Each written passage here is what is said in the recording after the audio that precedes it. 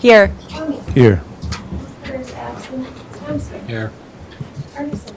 Here. Gustafson. Absent. Hicks. Him. Here. We have a quorum. In this first item, we will be acting as the full city council to act on a resolution. We'll call on Guy Taylor for water restrictions discussion. Good morning, Guy. Good morning, Your Honor and Council. Thank you. Unfortunately, we're in this prolonged drought, and we were notified by the DNR a little over a week ago that we are to implement some water restrictions. Our ordinance spells out some restrictions, and with that, implementing a restriction requires that the council pass a resolution, so that's what we'll be asking for you this morning. But the basics of the restrictions would be to only water lawns between the hours of 8 p.m. and 8 a.m., depending on your address, odd or even. No car washing, and no swimming pool filling. Some things that will not be restricted would be watering of gardens, flowers, newly planted trees and shrubs, newly sodded or seeded lawns. There is in the memo a table that details out some enforcement mechanism. We just trust that the residents will self-monitor this and just abide by the restrictions that are in place. And then as noted in the memo, the restrictions will just be in place until further notice. And you have a question? Go ahead. I would just support it. I mean, I know the DNR Ottawa County's had a lot of residents now whose wells have run dry, so we need to do our part where we can. So I'd offer that. Resolution. Thank you. Anthony, someone like to second that? I'll second that, Your Honor. Thanks, Justin. Guy, just want to explain that odd even thing. Like, so it's the 8 p.m. to 8 a.m. Yeah. Depending on the odd even. Yeah, depending on if your address is odd or even, ending in an odd or even number, then you would be able to water on the even day. Got it. Yeah. So for example, I live at 510 and it's the 28th, so I could water my lawn tonight, but tomorrow night, Got it. Kyle will be coming around putting me in handcuffs.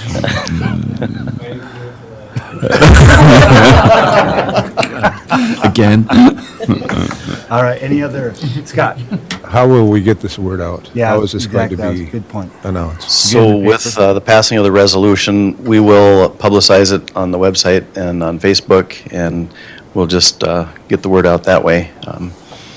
Hope that the paper can pick it up as well, I guess. Yeah. That's all we can do, so. Any other questions, comments? I suppose we should just say that, at this point in time, we don't know when it'll get lifted. Right, just till further notice. Yep. And this would become effective today, Your Honor, with this action. So we'd start getting the word out there immediately. Got it. So, with this action. Any other questions? Roll call, please. Hafer. Yes. Tony. Yes. Rupert. Yes. Thompson. Yes. Ferguson. Yes. Hicks. Yes. Yes. The resolution is approved. Thank you, Guy. And hopefully we can lift that soon and we get some rain, but thanks for the work on this, cooperation with the DNR. Item number 2 is the HRA tax levy request, and we'll call on Michael Olson. Good morning, Michael. Good morning, Your Honor. Good morning, council members, city staff. Thank you for the opportunity to present this morning. In your packets, you have a letter that I provided City Administrator Bremseth, and a copy was provided to the mayor on July 1st. Just very quickly summarizing the programs and services that we're providing within Fergus Falls. So to start this morning, I think I'd like to update staff and council on some changes that are occurring at the HRA. On June 18th, the Otter Tail County HRA provided a notice to terminate our agreement for services with the Fergus Falls HRA. As a number of you may know, for several years, the two agencies have been working basically with one staff out of one office. And as of August 18th, that will change. So Fergus Falls HRA will be providing services within Fergus Falls, and Otter Tail County HRA will now be staffed and providing services within Otter Tail County. I view this as a positive for Fergus Falls, and the primary reason I view it as a positive is we went from a 10-person staff splitting our time between two large program areas, and now we're down to a 6-person staff dedicated to providing high-quality services within the city of Fergus Falls. So I think as we look at Fergus Falls and continued operations, I see this as a positive for us here in Fergus Falls. Looking at the programming that we offer and some of the funding sources that are involved with the programming, as I mentioned in my letter to the city, starting first looking maybe at our voucher program, which is our rental assistance program.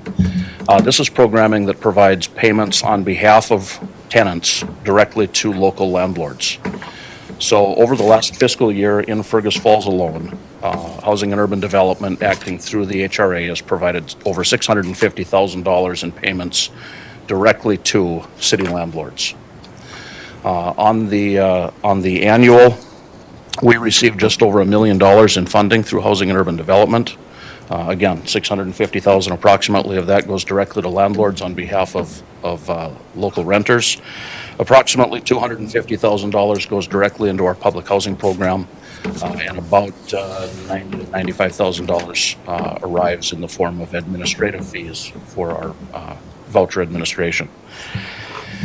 So, our ability to levy this tax in Fergus Falls is very important for our continued operation. This is a big part of filling the gaps in the administrative fees that we don't receive through Housing and Urban Development or other program areas for the services that we provide. We were fortunate in 2021 to have a successful application to Housing and Urban Development. We've had 185 rental vouchers available in the city of Fergus Falls for a number of years.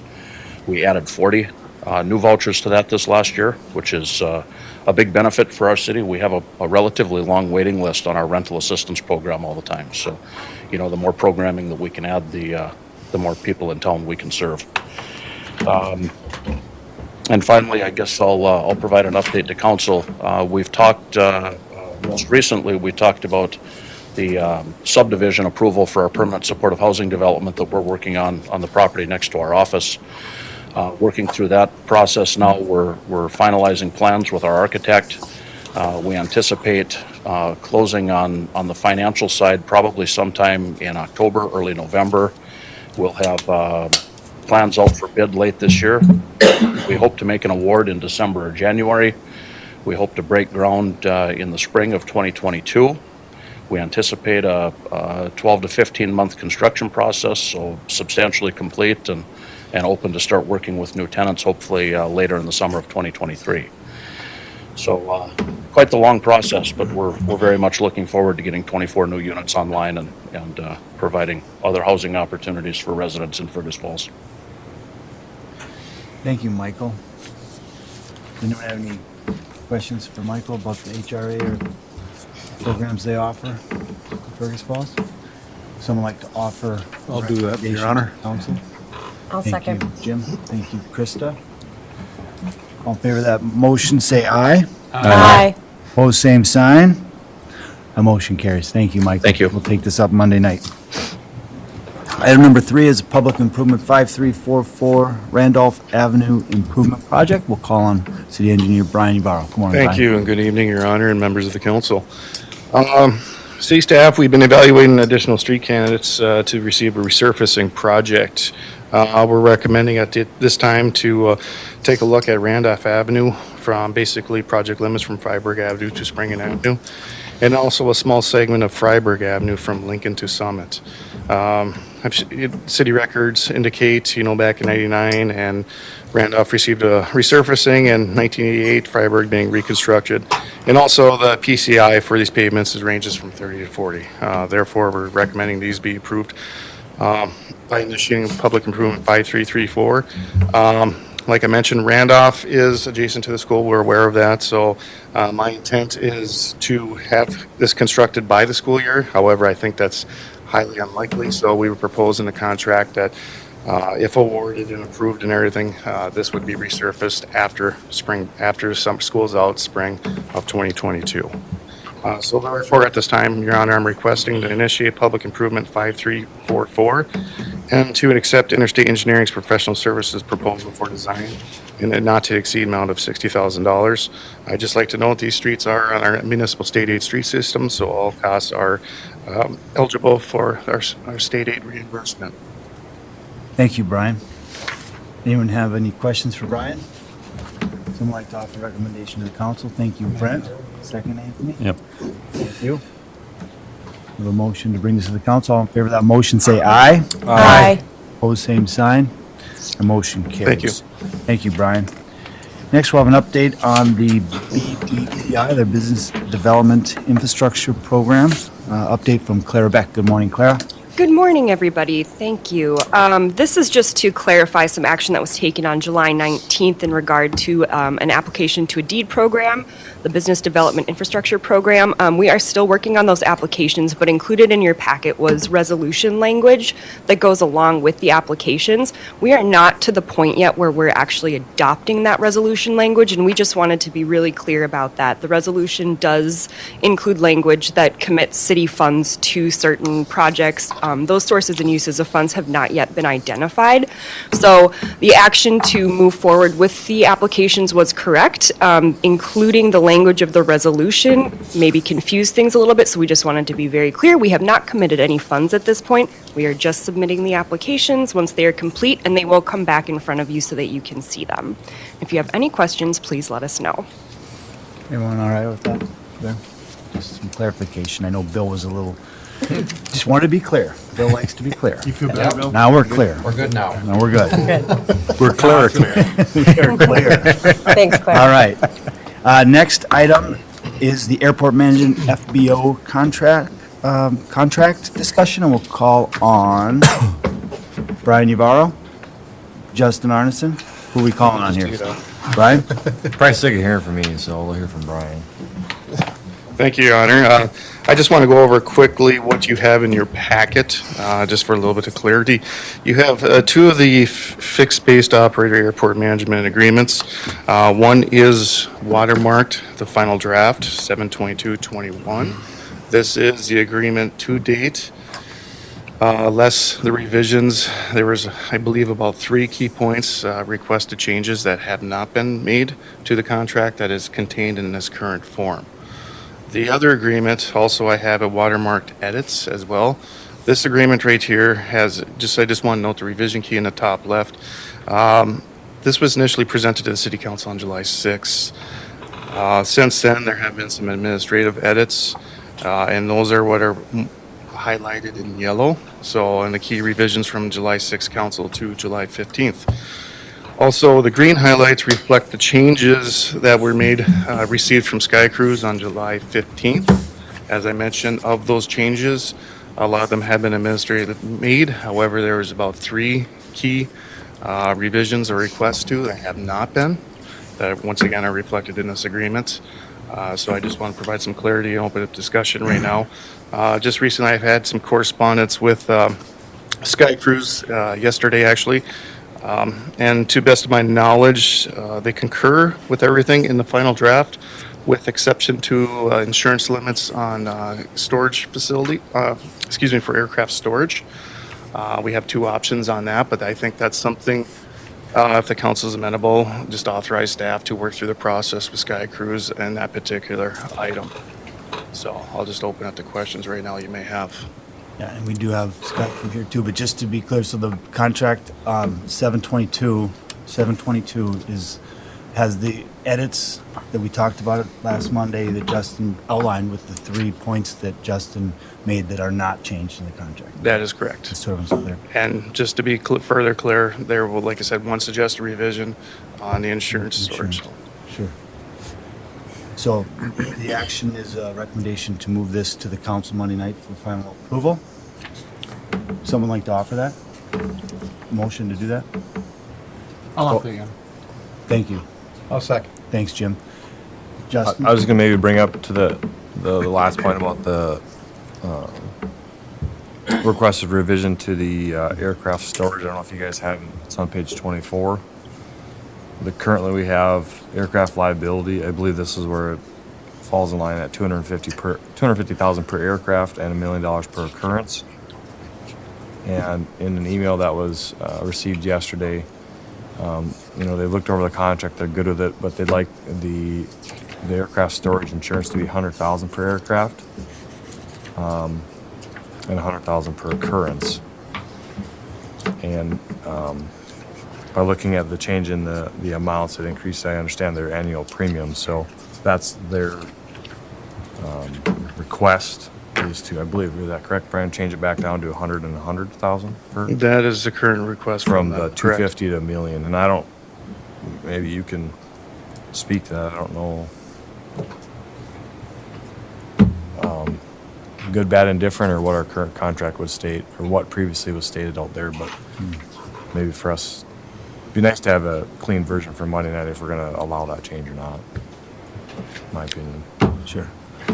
Yeah, I had mentioned, we just received it yesterday, so we got to evaluate what those impacts are. And in regards to League of Minnesota Cities insurance as well, I just want to know, we have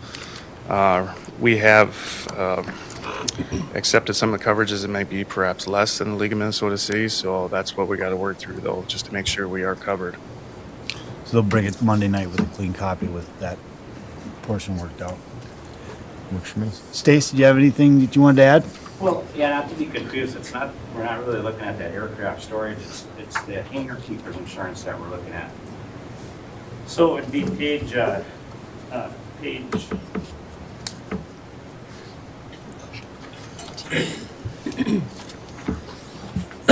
14? page 13 13.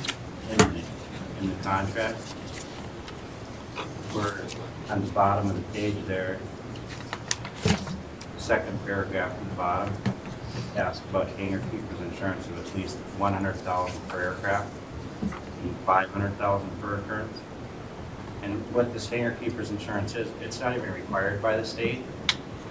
If we don't have hangar keepers insurance, we just have to notify anybody that brings their airplane into the main hangar that's attached to their arrivals departure building, and let them know that we don't have any insurance covering that if something was to happen. So the state doesn't require it at all. In the past, it's always been 100,000 and 100,000. So 100,000 per aircraft, 100,000 per occurrence. And that's the limit that we'd like to keep. I guess the 100,000 per aircraft, 500,000 per occurrence, more than doubles our total premium out there. So we do want to have hangar keepers insurance. We just want to keep that the limit that it was 100,000 per aircraft, 100,000 per occurrence. Sure. Ralph, did you have a comment? I do. The current language in the contract is what's recommended by the league. So I think the 100,000 with, what was it, 500,000? Yeah. Per occurrence is what came down after we fielded this through the league. So I think that we should stick with it. But if the council wishes to instruct staff to consider changing it, Brian's indicated we'll work through it, but I don't really know what there's to work through personally, because I think either you follow the league's advice on that question, and I think we even had a higher amount, and the league dropped it down. We had 250 per occurrence, or 250 per aircraft, and 500 per occurrence, and that was dropped down to 100 by the league's recommendation. So, I mean, do with it as you may, but I'm just not sure what we will do with that. I understand it costs additional money, but hangar keeps insurance is important if you're going to keep aircraft and multiple aircrafts in a building or buildings. And personally, I think $100,000 per occurrence. Airplanes tend to cost a bit more than $100,000. So I mean, if you damage 2 aircrafts, I think you leave the liability insurance shorted. So just wanted to clarify that. Sure. Thanks. Thanks, Ralph. So we have a recommendation to bring this to council? I mean, on that, obviously, if the league is doing that, then, you know, do we offer additional compensation to cover the premium? I mean, if we're going to insist on increasing the insurance level. Well, I mean, You can, if that's what you want to do, but then you're taking this thing out of kind of the realm as to looking at apples and oranges based upon candidates. One of the questions that presented itself was the reimbursement that we can receive through snow and mowing, and that brought, we had one proposal that indicated that they would take a base price of this and they would charge for that. Yep. And then we had another proposal that says we will group it together and charge this much for the whole Everything. shebang. And so, I mean, you start chipping away a little bit here, chipping away a little bit here. And I actually think that if we compare the contract that we have proposed for you compared to what other municipalities are doing, it's pretty standard, in my opinion, as to the type of coverage that's being required. So the question is whether or not that puts it in parity with other proposals. We don't know that, and you keep chipping away at this and saying, I want a little bit more compensation. I get it. That they would like to cover that expense, but I think when you look at the industry standards and that the fact that these insurance is there, it costs money, but I think when you look at it compared to what other municipalities are requiring of their hangar keepers, I don't think we're out of line, and I think it was fully what So we it's, would expect. was it in the RFP that this coverage would be there at that level? I don't think we addressed any of that. I don't think we addressed any of that. It may have been in what was provided in the previous contract, but again, insurance limits 15 years ago Yep. compared to insurance limits today are completely different. Yeah, I mean, I hate that, but obviously if we didn't say that's what we wanted, then you wouldn't bid it. I mean, obviously I deal with contracts all the time, and people are very specific about, if we ask for X stainless steel pipe and then we change it to say we now want this, then they'll say that's fine, you can do it, but it's going to cost you more money.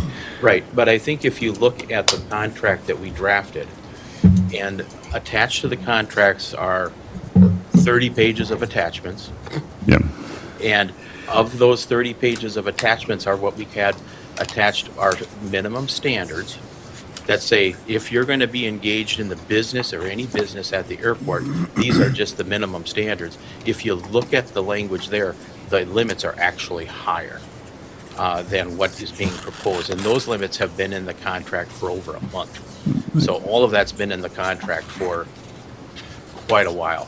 It's just after we proposed it to the league, they had some additional language and they wanted some specific language that they suggested relating to hangar keepers to be incorporated on page 14 or whatever that page is. 14. Yeah, and that's where we put it in. So that actually brings the limit down based upon what was in the previous versions of the contract under the minimum standards for basically aircraft storage. Thanks, Rolf. Thank you. Yeah, Tom. Rolf, so what, so just to summarize, so right now the contract draft says 500,000 per occurrence, and Sky Crew would like to change that to 100,000? If I could maybe just address. Yeah. And the Ralph was done that, I could do that. Well, I guess my question is what effect does it have on the city, having the lower limit? Does it expose the city to some kind of liability? Potentially, if there's not sufficient insurance, they're going to look around for more coverage somewhere else. It's, as an attorney, you look for what's called deep pockets, and you look around to see who has the deepest pockets, and that's who you sue. And it's a reality. And if there aren't deep enough pockets, you look around for more pockets. Could we just So- point them in Councilmember Arneson's direction for that? Yeah, but I mean, They won't find much. yeah, I mean, and the point is that, nobody wants anyone to get sued. Nobody wants anyone to have damage. It's just a little bit of precaution in case something does happen. Yeah. And the problem is, and that's not the problem, is that these aircrafts are expensive. And if you damage it or damage an airplane, I mean, potentially it's expensive. Aren't And cheap things. like any insurance, you know, it's a gamble. You know, you never know what's coming down the pike. Or, yeah, I guess, Your Honor, could we hear from Stacy? Sure. And then we'll bring this discussion to Monday night, too. We won't belabor it all morning. So the insurance we're talking about is the hangar keeper's insurance. And again, the state of Minnesota doesn't require hangar keeper's insurance. It's something that, as a manager of the FBO, we can address and have on. And talking to our insurance agent, typical insurance that people have coverage for is $100,000 per aircraft, $100,000 per occurrence. The state, again, does not require you to have any. So in our request for proposal, which was brought up by Anthony on page 5, the limits are right there toward the bottom of the page. 100,000 per aircraft, 100,000 per occurrence. That's what we put our bid for. We didn't bid on anything higher than that. On our first meeting that we had together with the group after the city council meeting in July, the first part of July, we talked to everybody about bringing these insurance limits back down to what we requested in the proposal. And that was agreed upon. In our conference call, Sandra was present at the meeting, and we thought that this would be changed back down to what the original limits were in this proposal. It never has. When Ralph said it's been in there for a month, it's been in there for a month because it never got changed. That was one of the big things that we wanted to get changed. So to answer your question about the fact of the exposure, yeah, it does have exposure, but at the end of the day, this is some insurance that's not even required by the state. The rest of the insurance requirements are. We elect to have this to limit our exposure, but at the rate of $100,000 per aircraft and $100,000 per occurrence. So, does anyone have any questions? Thanks, Stacy. So, I guess we'll, I just do have one comment. I mean, I recall our conversation a bit differently. Maybe Justin does too. The limits that we talked about, we're bringing the overall limits from $2 million down to $1 million, if I recall the conversation that we had here correctly, and maybe Brian can confirm that. all right, so we do have a motion to bring this contract to the council on Monday night, when that's when the council will vote on to take final action. So there's some differences of opinion on the level of occurrence from the 500 to 100. I think that's something that, if it's not worked out between now and Monday, we're just gonna have to vote it on Monday night, right? So we're not, the vote right now is not giving them what they want. The vote is just to move the contract as presented. The vote right now is the recommendation to the council Monday night with the 500,000, knowing that if it's not worked out between staff and Sky Crew on Monday night, the council will take the action, which direction they want to go Monday night, right? We're just gonna have to make a decision and go with it, right? So the motion is to bring it to the council. All in favor of the motion, say aye. Aye. Opposed, same sign. Motion carries. I don't have anything else on the agenda. Anyone have any announcements? Lynn? Chat? I have. Chief?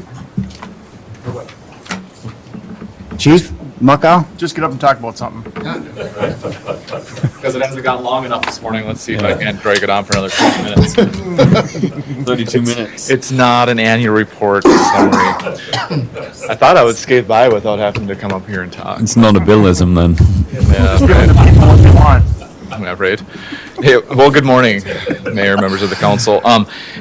Going back to Public Works Director Taylor's talk about the dry conditions and the drought, thought it'd be a good opportunity just to, to get some information out to those that tune into the broadcasts and watch it later on. But with the dry conditions certainly comes a concern or enhanced concerns for fire.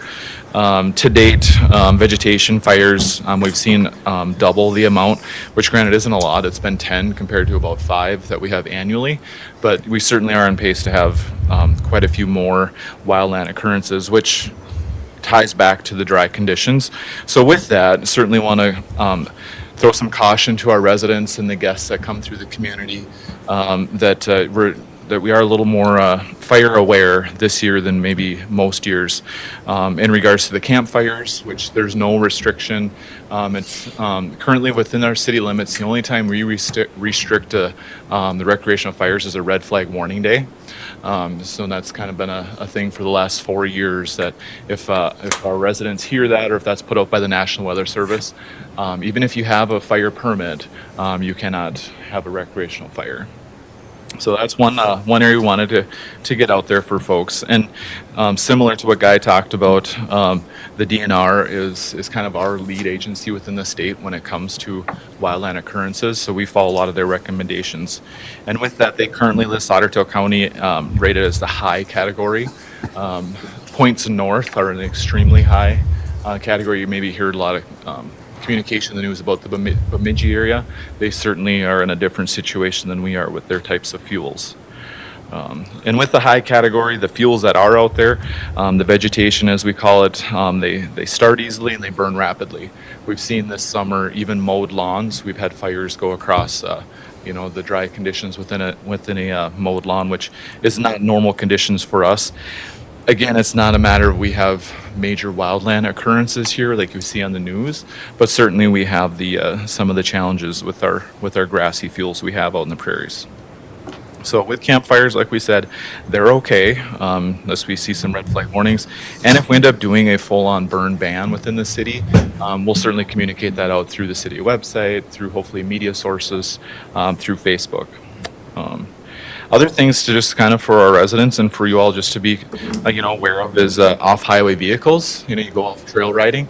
Certainly be careful with those. The hot engine and the exhaust are ignition sources, and you may not even know it. You might be traveling down a trail, and 15 minutes later, suddenly we're getting called and there's smoke in the area. So again, that might be something you're not even aware of that you may have caused. And then also with cooking, we think grills are kind of a normal thing we use, but in dry conditions up against the house or a dry deck, certainly can cause challenges. So.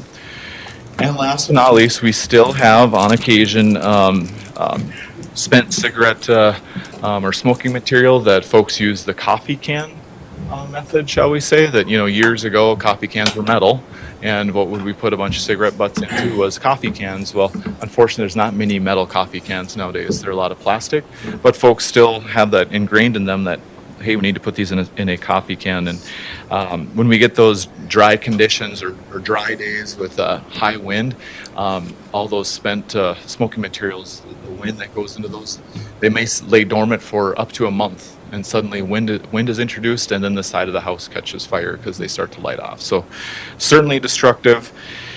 And with the heat, it's taxing on the firefighters. So the less fires we have is certainly good, and that's any year, but it does take a large fleet of firefighters along with mutual aid when we do catch a fire on those hot days. So with that, any questions you have for us? Or Thanks, Chief. Yeah, go ahead, Scott. I was just wanting to get a reminder on what your regular training schedule is. I believe I saw the trucks out on Monday downtown, and hadn't heard any sirens and thought, it's probably a training. But if there was, I know that there's a routine, and I just wanted to be reminded what that was. Every Monday night. Yep. It used to be every second and fourth. However, with the pandemic last year, we changed up our training model, and it was successful. There's the changes that we made, and we've kept it. So yeah, every Monday night, our fleet is out doing some type of training.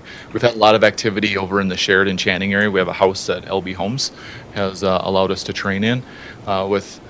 Ultimately, the end goal would be to burn the house. However, we are similar to what we're asking our residents. Is lighting fires in this condition isn't the best thing either. But you might have a bigger training exercise. Yeah, to your point, we're down by the river. We have dry hydrants that are connected to the river, so we can connect our hoses up top on the roadway, and it'll draft water out of the river. And Public Works Director Taylor and myself, we kind of got talking Monday night that I wonder what kind of condition they're in, because it's not something we routinely go to look at.